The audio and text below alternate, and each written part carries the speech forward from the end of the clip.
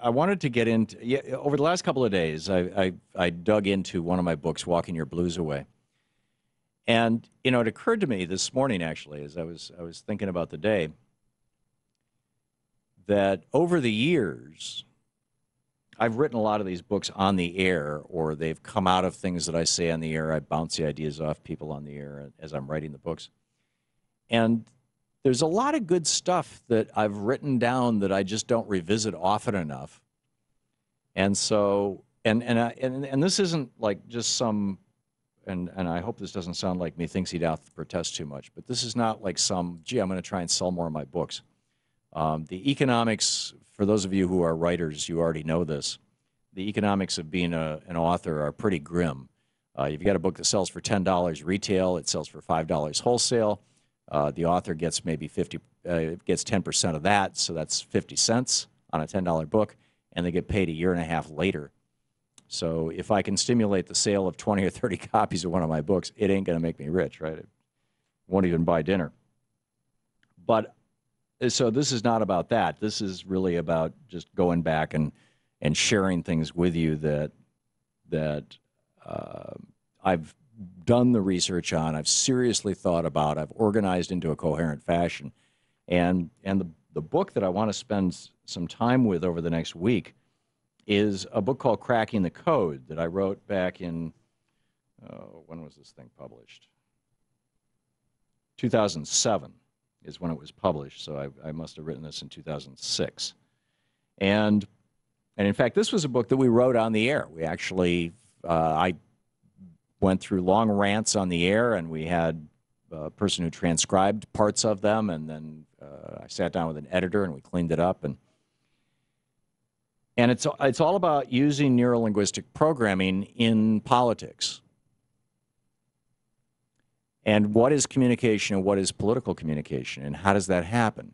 What is the code that is used to make political communication effective? What is it that Frank Luntz knows and that we don't know? What is it that the Republicans do so effectively the Democrats don't do? And how can we communicate this in really simple language? Well, back hopefully in my mind, in time for the 2008 elections, I wrote this book, Cracking the Code, How to Win Hearts, Change Minds, and Restore America's Original Vision. And it's got a whole bunch of specific techniques in it that I want to share with you, so you don't have to buy the book. I'm going to go through it on the air with you for free. And we will even take these clips and put them on YouTube. So, first of all, Cracking the Code starts out with cracking the worldview code. And I think this is the most important part. You've heard me rant about Hobbes. I do it a lot. But it's important to understand the worldview code. If you're going to try to talk to a conservative, you have to understand how they're thinking, how they see the world. Or for that matter, if you're going to try and talk to a liberal, somebody who actually has conviction. And I start the first chapter out with the story of a friend of mine, and this is a true story. A friend of mine who was in the media, who had been a conservative, and a very public conservative for a number of years, and decided he was going to become a liberal. And when he did, the problem that he encountered, and we would particularly get into this in any kind of public, he would write something and people would attack it, or he didn't know how to fall on particular issues. The examples that I give in the book is, and I remember these conversations, why are so many coal miners getting killed in mining accidents? And the conservative part of him was running off the old Milton Friedman, von Mises, von Hayek, Ayn Rand, Alan Greenspan theory, conservative theory, that businesses always want to behave in a way that is the optimal for their reputation, and therefore they would do everything they can to prevent coal miners from dying.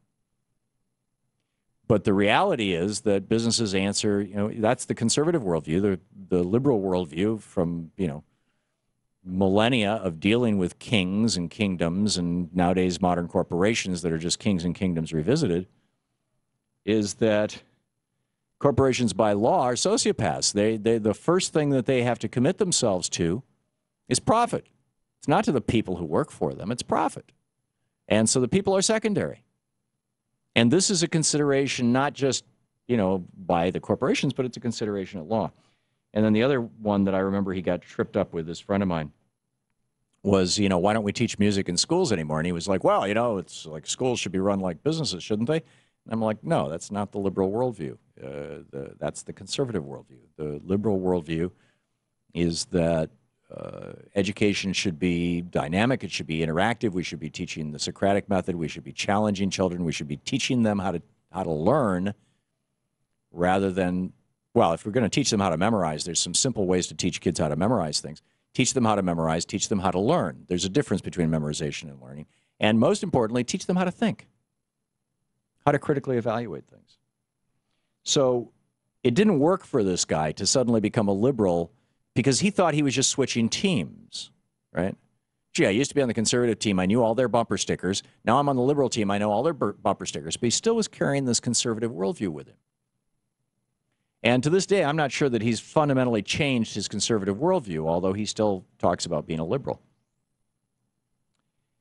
So I talk about this and how it's important for us to understand where these stories came from, where these worldviews came from. What is the core of the liberal worldview? What is the core of the conservative worldview?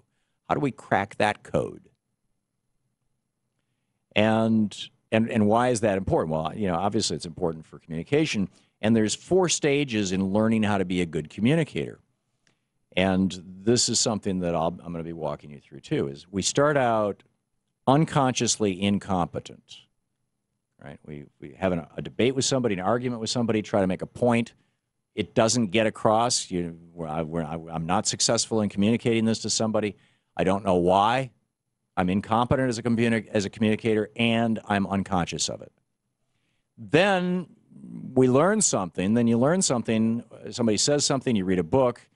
You learn something that causes you to realize, I'm actually an incompetent communicator. I'm not successfully communicating my message to people. They're not adopting my worldview. So I must be incompetent. So you become consciously incompetent. You go from unconsciously incompetent to consciously incompetent. Well, that's a really important step, because once you're conscious of your incompetence, then you start working on consciously becoming competent. So you start learning skills. And these are the skills that I lay out in the book, Cracking the Code. Things like, pacing and putting people in learning trances and matching, and there's all these different techniques and phrases, and understanding story code and framing. And you do that intentionally for a while, becoming consciously competent, and then after a while it becomes second nature, and you are unconsciously competent. You just naturally are a brilliant communicator. And everyone can learn this. This is something that should be taught in our schools. And so I want to go through this over the course of the next, any kind of slow news day. If I can grab an hour, I'll do it. I'm making no commitments or predictions about how much we will, but I'm going to do it in this hour, at least the first half hour of this hour, and then I'll pick your phone calls up at the bottom of the hour with Cracking the Code. And I want to talk about the conservative worldview and the liberal worldview, where they came from, how they came about, and what that means for conservatives and liberals today, particularly if you're debating with one. This is the Thom Hartmann Program. So I'm going through this, cracking the conservative worldview code first. Let's look at the conservative worldview. You have to understand how conservatives view the world. And this was first articulated in the modern era by Thomas Hobbes in his book Leviathan. He was the tutor to King Charles II, who was in exile, essentially, after his father's murder. And Hobbes he wrote this book Leviathan, and one of the things that Hobbes was doing was he was basically lobbying to get his protege, this child that he was mentoring, back on the throne. And the argument that Hobbes made in the book was that we need to have kings, and we need to have noble kings, because the essential nature of people is evil. And if people were allowed to govern themselves, then we would be in what he referred to as the natural state of man, and that would be a bad thing.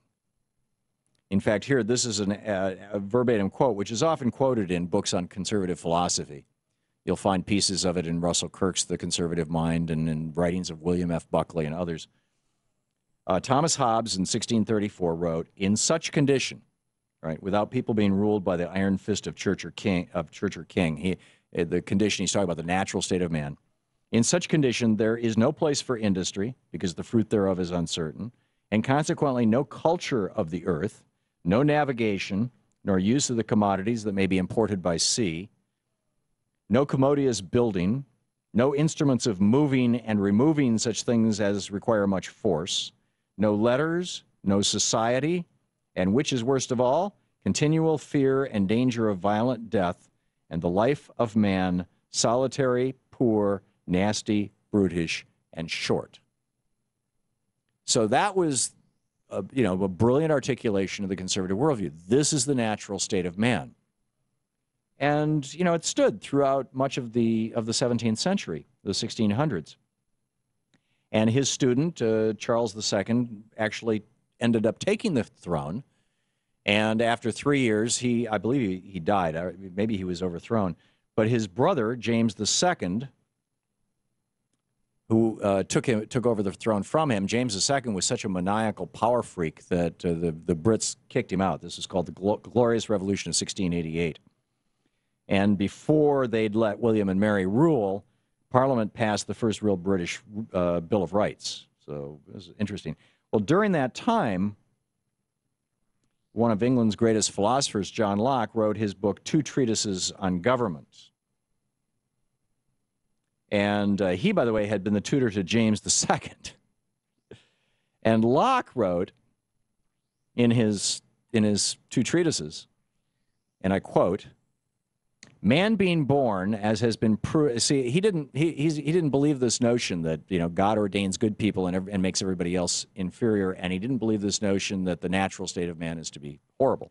He said, "Man being born, as has been proved, with a title to perfect freedom and an uncontrolled enjoyment of all the rights and privileges of the law of nature, equally with any other man or number of men in the world, hath by nature a power not only to preserve his property, that is, his life, liberty, and estate, against the injuries and attempts of other men." So, in other words, we can govern ourselves, and there is a right to life, liberty, and property.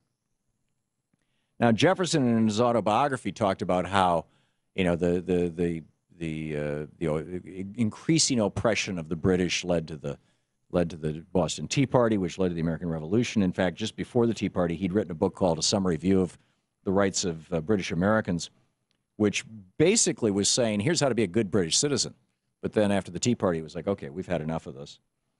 And so Jefferson in 1776, echoing Locke from 100 years earlier, roughly, maybe 90 years earlier, Jefferson wrote, "We hold these truths to be self-evident, that all men are created equal, that they are endowed by their Creator with certain inalienable rights, that among these are life, liberty, and the pursuit of happiness." Now, so he changed property to happiness.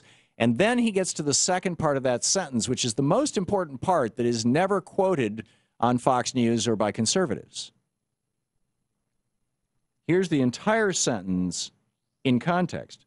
"We hold these truths to be self-evident, that all men are created equal, that they are endowed by their Creator with certain unalienable rights, that among these are life, liberty, and the pursuit of happiness, that to secure these rights, governments are instituted among men, deriving their just powers from the consent of the governed." In other words, yeah, life, liberty, and the pursuit of happiness, and therefore we're creating this government. We are creating the United States of America. And that was a liberal statement. That was a progressive statement, as was Locke. Locke founded the modern, with the Enlightenment in the 1670s and his two treatises on government. He created the modern liberal movement, and Thomas Jefferson was one of its most outspoken advocates, as were most of the other founders of this country, because we were a giant liberal experiment. In fact, George Washington called himself a liberal. He said, "I hope America shall ever be at the forefront of liberality."